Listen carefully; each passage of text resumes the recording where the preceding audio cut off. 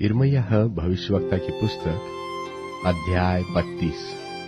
यिर्मयाह भविष्यवक्ता की पुस्तक अध्याय 32। यहूदा के राजा सिदकिय्याह के राज्य के 10वें वर्ष में, जो नबूकदनेस्सर के राज्य का 18वां वर्ष था, यहोवा की ओर से यह वचन यिर्मयाह के पास पहुंचा। उस समय बाबुल के राजा की सेना ने यरूशलेम को घेर लिया था और यिर्मयाह भविष्यवक्ता यहूदा के राजा के पहरे के भवन के आंगन में कैदी था, क्योंकि यहूदा के राजा सिदकिय्याह ने यह कहकर उसे कैदी किया कि तू ऐसी भविष्यवाणी क्यों करता है कि यहोवा यो कहता है कि देखो, मैं यह नगर बाबुल के राजा के वश में कर दूंगा, वह इसको ले लेगा और यहूदा का राजा सिदकिय्याह कसदियों के हाथ से न बचेगा। वह बाबुल के राजा के वश में अवश्य ही पड़ेगा और यह और बाबुल का राजा आपस में आमने सामने बातें करेंगे और उनकी 4 आंखें होंगी और वह सिदकिय्याह को बाबुल में ले जाएगा। और यहोवा की यह वाणी है कि जब तक मैं उसकी सुधि न लूं, तब तक वह वही रहेगा। सो तुम लोग कसदियों से लड़ो तो लड़ो, परंतु तुम्हारे लड़ने से कुछ न बन पड़ेगा। और यिर्मयाह ने यह कहा, यहोवा का वचन मेरे पास पहुंचा कि देख, शल्लम का पुत्र हनमेल, जो तेरा चचेरा भाई है, सो तेरे पास यह कहने को आने पर है कि मेरा जो खेत अनातोत में है उसे मोल ले, क्योंकि उसे मोल लेकर छुड़ाने का अधिकार तेरा ही है। सो यहोवा के वचन के अनुसार मेरा चचेरा भाई हनमेल पहरे के आंगन में मेरे पास आकर कहने लगा, मेरा जो खेत बिन्यामीन देश के अनातोत में है उसे मोल ले, क्योंकि उसके स्वामी होने और उसके छुड़ा लेने का अधिकार तेरा ही है, इसलिए तू उसे मोल ले। तब मैंने जान लिया कि वह यहोवा का वचन था, इसलिए मैंने उस अनातोत के खेत को अपने चचेरे भाई हनमेल से मोल ले लिया और उसका दाम चांदी के 70 शेकेल तौल कर दे दिया। और मैंने दस्तावेज में दस्तखत और मुहर हो जाने पर गवाहों के सामने वह चांदी कांटे से तौलकर उसे दे दी। तब मोल लेने की दोनों दस्तावेज, जिनमें सब शर्तें लिखी हुई थी और जिनमें से एक पर मुहर थी और दूसरी खुली थी, उन्हें लेकर मैंने अपने चचेरे भाई हनमेल के और उन गवाहों के सामने जिन्होंने दस्तावेज में दस्तखत किया था और उन सब यहूदियों के सामने भी जो पहरे के आंगन में बैठे हुए थे, नेरिय्याह के पुत्र बारूक को, जो महसेयाह का पोता था, सौंप दिया। तब मैंने उनके सामने बारूक को यह आज्ञा दी कि इस्राएल के परमेश्वर सेनाओं के यहोवा ने यो कहा कि जिस पर मुहर की हुई है और जो खुली हुई है, मोल लेने की दस्तावेजों को लेकर मिट्टी के बर्तन में रख, ताकि ये बहुत दिन तक रहे, क्योंकि इस्राएल का परमेश्वर सेनाओं का यहोवा यो कहता है कि इस देश में घर और खेत और दाख की बारियां फिर बेची और मोल ली जाएगी।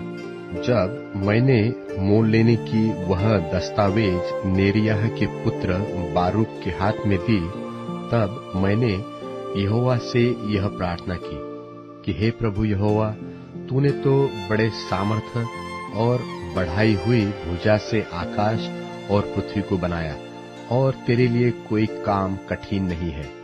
तू हजारों पर करुणा करता रहता और पूर्वजों के अधर्म का बदला उनके बाद उनके वंश के लोगों को देता है।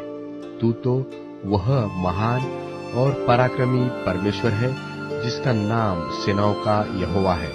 तू बड़ी युक्ति करने वाला और सामर्थ्य के काम करने वाला है।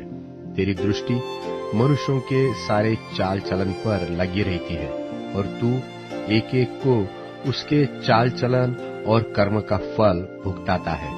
तूने मिस्र देश में चिन्ह और चमत्कार किए और आज तक इसराइलियों वरन सब मनुष्यों के बीच करता आया है। और इस प्रकार तूने अपना ऐसा नाम किया है जो आज के दिन तक बना है। और तू अपनी प्रजा इस्राएल को मिस्र देश में से चिन्हों और चमत्कारों और बलि हाथ और बढ़ाई हुई भुजा के द्वारा बड़े भयानक कामों के साथ निकाल लाया। फिर तूने यह देश जिसके देने की तूने उनके पूर्वजों से शपथ खाई थी और जिसमें दूध और मधु की धाराएं बहती है, उन्हें दिया। और वे आकर इसके अधिकारी हुए, तो भी तेरी नहीं मानी और न तेरी व्यवस्था पर चले, वरन जो कुछ तूने उनको करने की आज्ञा दी थी उसमें से उन्होंने कुछ भी नहीं किया। इस कारण तूने उन पर यह सब विपत्ति डाली है। अब इन दमदमों को देख, वे लोग इस नगर के लिए ले लेने के लिए आ गए हैं, और यह नगर तलवार, महंगी और मरी के कारण इन चढ़े हुए कसदियों के वश में किया गया है। और जो तूने कहा था वह अब पूरा हुआ, और तू इसे देखता भी है। तो भी हे यहोवा प्रभु, तूने मुझसे कहा है कि गवाह बुलाकर उस खेत को मोल ले, परंतु यह नगर कसदियों के वश में कर दिया गया है। तब यहोवा का यह वचन यिर्मयाह के पास पहुंचा कि मैं तो सब प्राणियों का परमेश्वर यहोवा हूँ। क्या कोई काम मेरे लिए कठिन है? सो यहोवा यो कहता है कि देख, मैं यह नगर कसदियों और बाबुल के राजा नबूकदनेस्सर के वश में कर देने पर हूँ। सो वह इसको ले लेगा, और जो कसदी इस नगर से युद्ध कर रहे हैं वे आकर इसमें आग लगाकर इसे फूंक देंगे। और जिन घरों की छतों पर उन्होंने बाल के लिए धूप जलाकर और दूसरे देवताओं को तपावन देकर मुझे रिस दिलाई है, वे घर जला दिए जाएंगे। क्योंकि इस्राएल और यहूदा वह काम जो मुझे बुरा लगता है वही लड़कपन से करते आए हैं, और इस्राएल अपनी बनाई हुई वस्तुओं से मुझको रीस ही रीस दिलाते आए हैं। यहोवा की यह वाणी है कि यह नगर जब से बसा है तब से आज के दिन तक मेरे क्रोध और जलजलाहट के भड़कने का कारण हुआ है। अब मैं इसको अपने सामने से इस कारण दूर करूंगा कि इस्राएल और यहूदा अपने राजाओं, हाकिमों, याजकों और भविष्यवक्ताओं समेत, क्या यहूदा देश के, क्या यरूशलेम के निवासी, सब के सब बुराई पर बुराई करके मुझको रीस दिलाते आए हैं। उन्होंने तो मेरी ओर मुंह नहीं वरन पीठ ही फेर दी है। मैं उन्हें बड़े यत्न से सिखाता आया हूँ, परंतु उन्होंने मेरी शिक्षा को नहीं माना, वरन जो भवन मेरा कहलाता है उसमें भी उन्होंने अपनी घृणित वस्तुएं स्थापन करके उसे अशुद्ध किया है। और उन्होंने हिन्नोमियों की तराई में बाल के ऊंचे ऊंचे स्थान बनाकर अपने बेटे बेटियों को मोलक देवता के लिए होम किए, जिसकी आज्ञा मैंने कभी नहीं दी, और न यह बात कभी मेरे मन में आई कि ऐसा घृणित काम किया जाए जिससे यहूदी लोग पाप में फंसे। परंतु अब इस्राएल का परमेश्वर यहोवा इस नगर के विषय में जिससे तुम लोग तलवार, महंगी और मरी के द्वारा बाबुल के राजा के वश में पड़ा हुआ कहते हो, यो कहता है कि देखो, मैं उनको उन सब देशों से जिनमें क्रोध और जलजलाहट और प्रकोप में आकर उन्हें बरबस कर दूंगा, लौटा ले आकर इसी नगर में इकट्ठे करूंगा और निडर करके बसा दूंगा, और वे मेरी प्रजा ठहरेंगे और मैं उनका परमेश्वर ठहरूंगा। और मैं उनका एक ही मन और एक ही चाल कर दूंगा कि वे सदा मेरा भय मानते रहे, जिससे उनका और उनके बाद उनके वंश का भी भला हो। और मैं उनसे यह वाचा बांधूंगा कि मैं कभी तुम्हारा संग छोड़कर तुम्हारा भला करना न छोड़ूंगा, और मैं अपना भय उनके मन से ऐसा उपजाऊंगा कि वे कभी मुझसे अलग होना न चाहेंगे, और मैं बड़ी प्रसन्नता के साथ उनका भला करता रहूंगा, और सचमुच उन्हें इस देश में अपने सारे मन और प्राण से बसा दूंगा।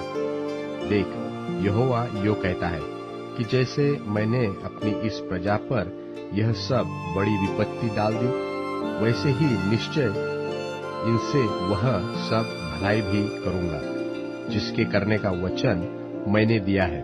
सो यह देश जिसके विषय तुम लोग कहते हो कि यह तो उजाड़ हो गया है, इसमें न तो मनुष्य रह गए और न पशु, यह तो कसदियों के वश में पड़ चुका है। इसी में खेत फिर से मोल लिए जाएंगे, बिन्यामीन के देश में और यरूशलेम के आसपास और यहूदा देश के अर्थात पहाड़ी देश, नीचे के देश और दक्षिण के देश के नगरों में लोग गवाह बुलाकर खेत मोल लेंगे और दस्तावेज में दस्तखत और मुहर करेंगे, क्योंकि मैं उनके कैदियों को लौटा ले आऊंगा। यहोवा की यही वाणी है।